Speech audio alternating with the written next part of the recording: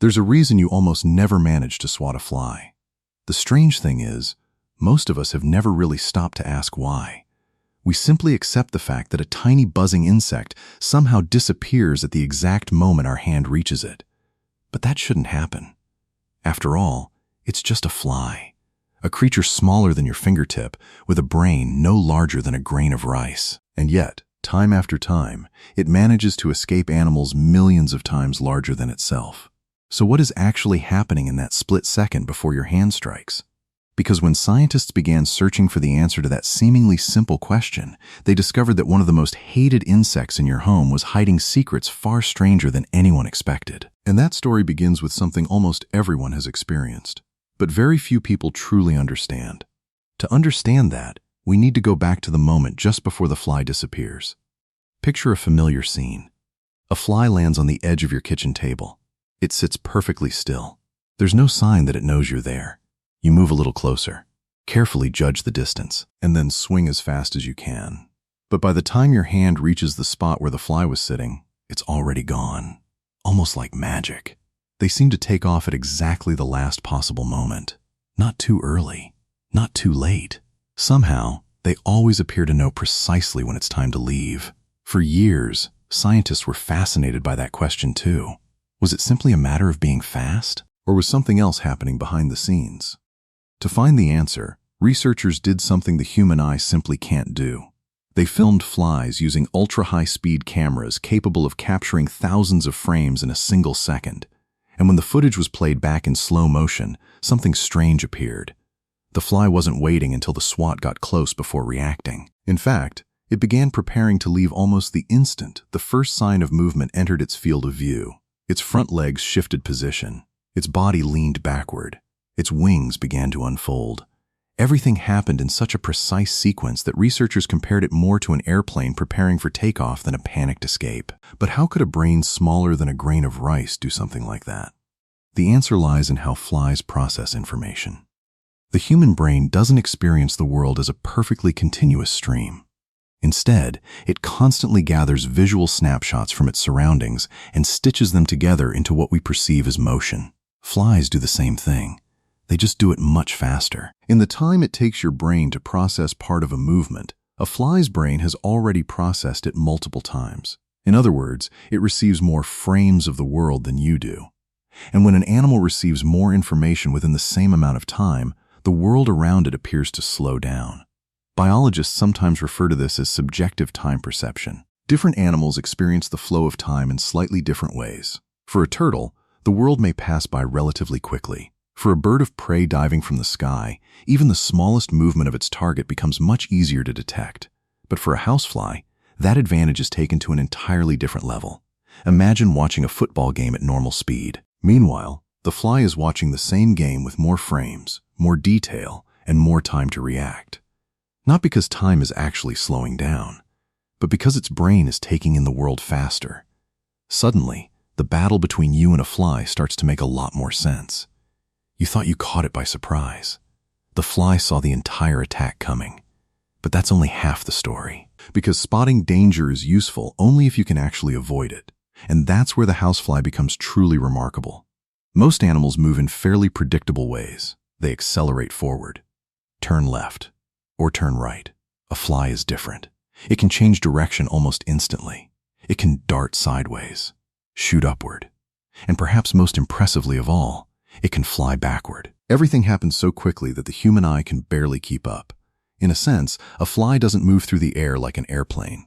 It maneuvers more like a helicopter. That's why so many seemingly perfect swats end in failure. The target doesn't simply disappear.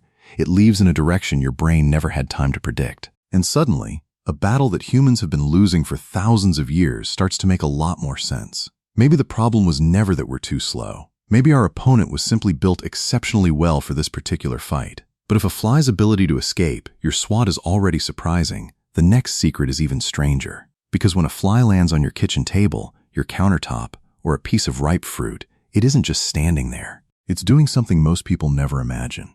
It's tasting the world beneath its feet. Flies can actually taste food with their feet. It sounds ridiculous, but that's not a figure of speech. It's literally true. Along the bottoms of a fly's feet are thousands of tiny chemical receptors capable of detecting sugars and other nutrients. In other words, what we use our tongues to taste, a fly can sense with its very first step. And that's where things start to get interesting. Imagine a piece of ripe fruit sitting on a kitchen counter. To us, it's simply a piece of fruit.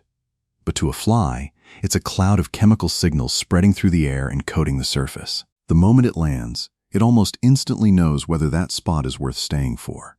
No biting, no sampling, no tasting with a mouth, just standing on it. Suddenly, a familiar sight begins to look very different.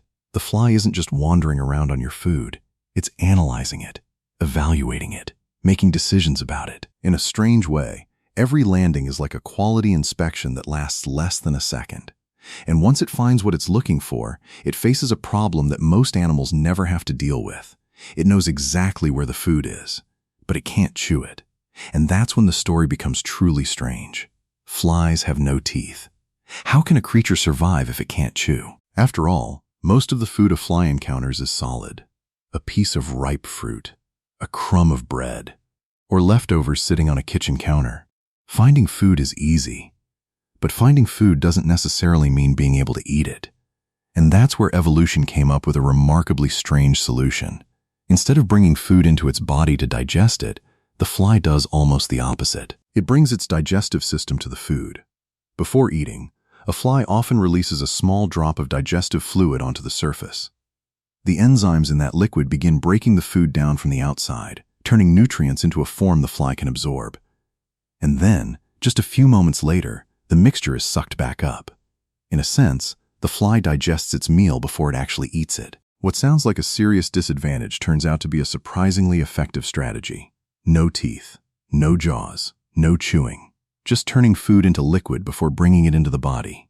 And that ability allows flies to take advantage of almost any food source they come across, from ripe fruit, sugary drinks, and flower nectar to tiny scraps that most other creatures would completely ignore. And perhaps that's why, for a fly, the line between an appealing meal and something we find disgusting barely exists. Whether it's a fresh meal sitting on the table, a piece of sweet ripe fruit, spoiled food, or material that most animals would avoid entirely, a fly can still find something worth feeding on. And that's exactly what makes it one of nature's ultimate opportunists. Beyond their almost uncanny ability to dodge a swat, flies possess another remarkable advantage: their ability to grow and reproduce at an astonishing rate. An adult housefly typically lives for only 15 to 30 days. Even the longest-lived individuals rarely survive beyond 2 months. And yet, within that short span of time, a single female fly can leave behind thousands of descendants for future generations. And that may be the real reason they always seem to be around us. Whether we like it or not, houseflies will probably continue living alongside humans for a very long time. They followed us from the earliest settlements and farms to the modern cities we live in today. And chances are, they'll continue doing so far into the future. Maybe tomorrow, another fly will land on your dining table. Maybe it will discover your lunch before you even sit down, and then disappear before you have time to react. But this time, at least you'll know what's really happening. So when this video ends, take a moment to look around the room. If you spot a fly resting on a window, walking across a countertop, or buzzing quietly in the corner of your kitchen, spend a few seconds watching it closely and reflect on all the fascinating secrets it has been hiding in plain sight. Secrets that most of us never knew were there. So what about the houseflies where you live?